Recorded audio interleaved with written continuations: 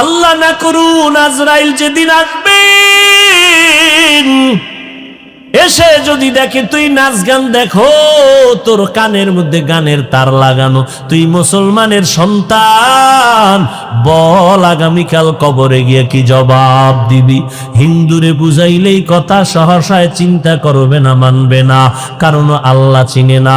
তুই তো মুসলমানের সন্তান, তুমি আল্লাহ মানো, কোরআন মানো, হাদিস মানো, জান্নাত মানো, জাহান্নাম মানো, তোমাকে বুঝাইতে কেন কষ্ট হবে রে বাবা?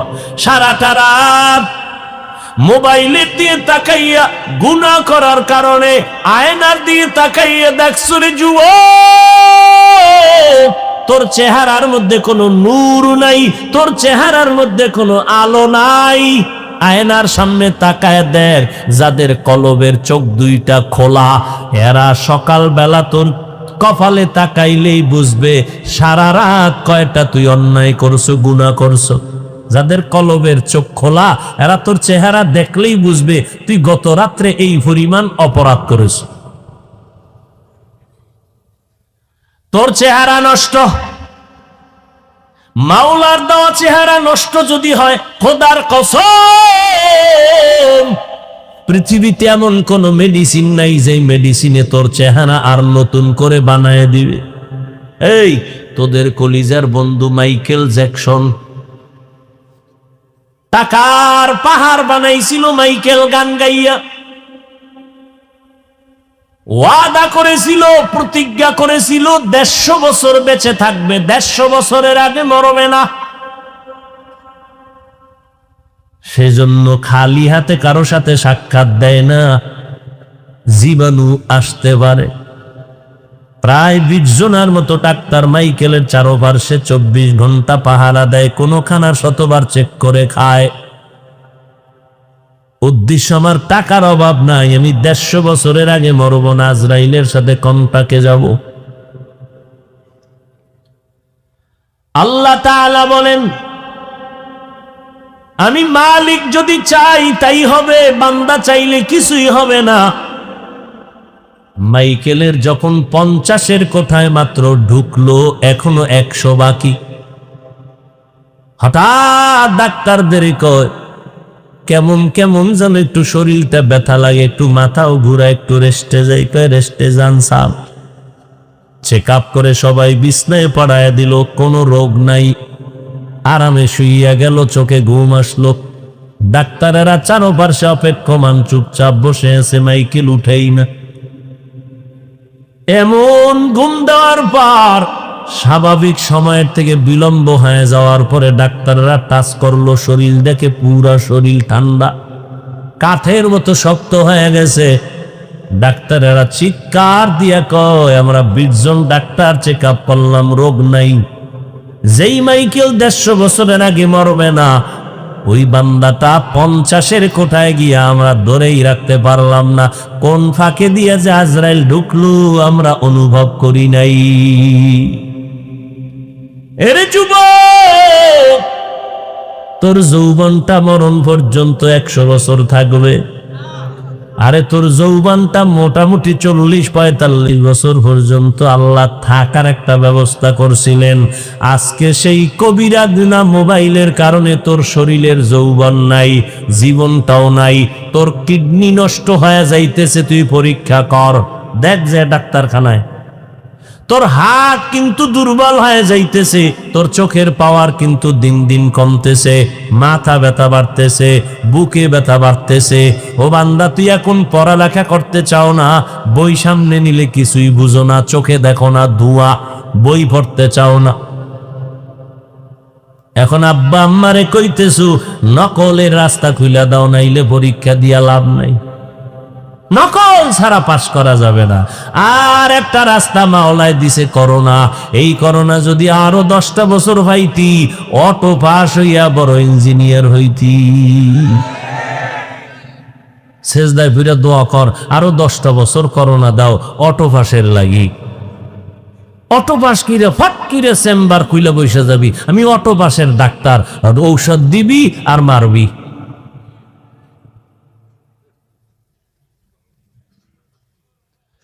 এরে নবীর উম্মতের দল, ইবাদত করবা আল্লাহর। তরিকা আদর্শ হবে মদিনার, আর কারো নবীর তরিকা ছাড়া ভিন্ন কোন তরিকা মানা যাবে না।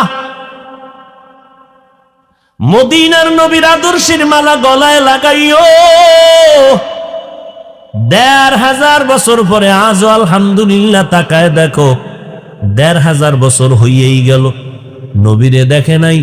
তাকাইয়া দেখরে বান্দা, আল্লাহর নবীর রেখে যাওয়া কোরআন এখনো আছে, সুন্নতের আমল যাদের কাছে আছে, এদের মতো এখনো সম্মানে জমিনের মধ্যে কেউ নাই।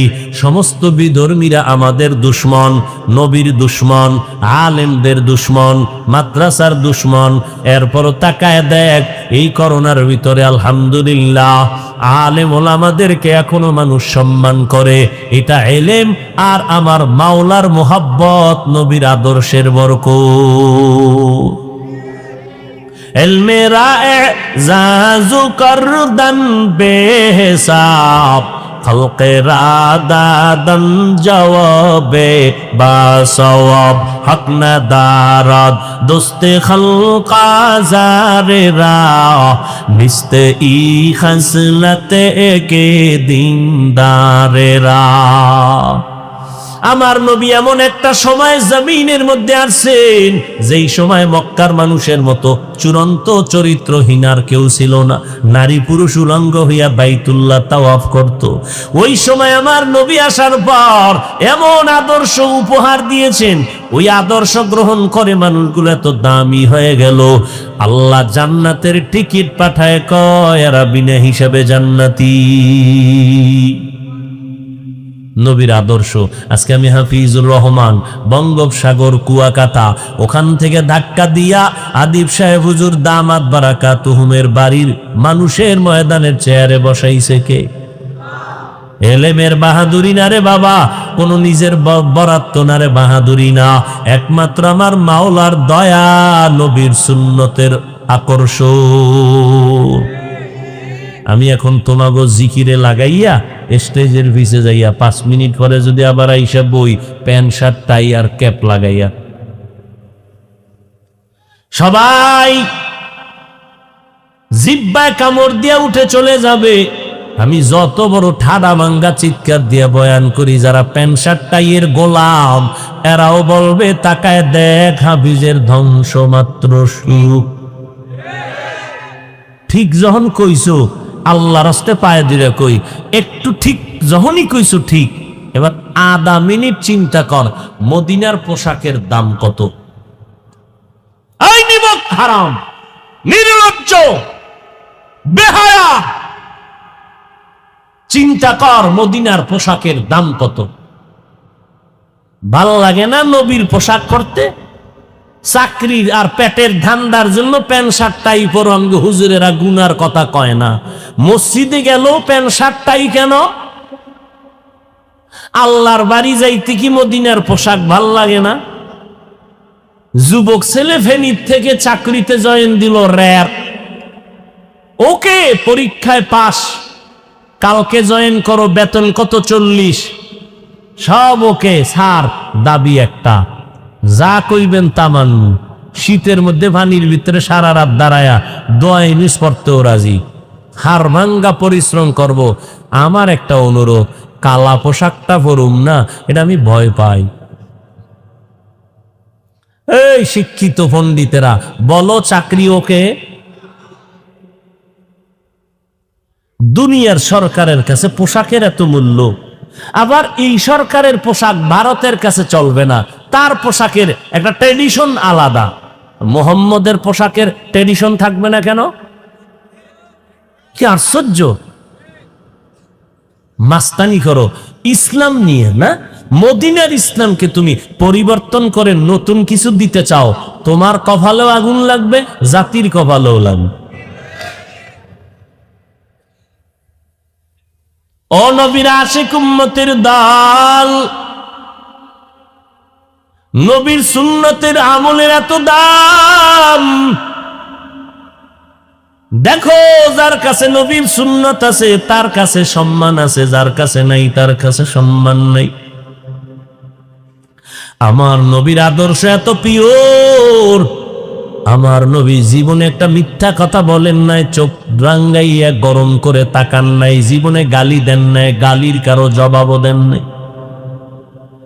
এরে নবীর আশিক উম্মতের দল, মায়ার নবীর আদর্শের পাগল গোটা দুনিয়া, কিন্তু আজ এই ১৫০০ বছর পরেও কত বিধর্মীরা নবীর শুধু আদর্শ দেখে মুসলমান হয়ে গেল। কিন্তু কপাল বড় খারাপ, মুসলমানের ২৪টা ঘন্টা বয়ান করে তাবলিগলারা, পীর সাহেবরা, খতিব সাহেবরা, আমরা বক্তারা, এরপরেও দেখা যায় বয়ান কইরা পায় দইরা বুঝাইয়া বুঝাইয়া বুঝাইয়া মোনাজাতটা দিয়া প্যান্ডেলের বাইরে গিয়া গাড়িতে উঠতে না উঠতে দেখি চাচায় ধুম ধুম বিড়ি টানতেছে দাঁড়ায়া। মোনাজাতে কি বিড়ি চাইছো? মোনাজাতটা দিয়া বাসায় যাওয়ার আগে প্যান্ডেলের সিপাই বিড়ি। কি বয়ান শুনছো? তুমি হয়তো ভাববা বিড়ি এটা সামান্য, মানুষ জাগায় অপরাধ বড়টা করে না, ছোট থেকে আস্তে আস্তে বড়র দিকে যায়। ও আল্লাহর বান্দারা, নবীর আদর্শের মালা গলায় লাগাইয়া চলো, কয়দিন আর দুনিয়াতে বাহাদুরি করবা। যুবক, আজকে টুপি মাথায় দিলাম, মনে মনে ভাবতেছো আমরা হুজুরেরা বুঝি পাগল হয়ে গেছি। না, কেউ পাগল হই নেই। দৈনিক জহুরের পরে, ফজরের পরে, আসরের পরে, মাগরিবের পরে বয়ান আর বয়ান, 1 ঘন্টা 1.5 ঘন্টা লাগাতার চিৎকারের আওয়াজ। ডায়েরি লেখা উঠি নাই যে দেইখা দেইখা বয়ান করব, সামনে একটা কম্পিউটারের স্ক্রিন নিয়েও বসি নাই যে লাইন দেখে বয়ান করব। মুখস্থ কইরা স্টেজে আসি নাই যে আজকে এখানে এই বয়ান করো। কোন কথার পরে কোন কথা বের হবে তা আমিও জানি না, লেখলেও মনে রাখতে পারি না। 12টা মাস টাইম মতো খানা খাইতে পারি না, ঘুমাইতে পারি না, মাথা ব্যথার কারণে হাই অ্যান্টিবায়োটিক ট্যাবলেট খাইয়া বসি।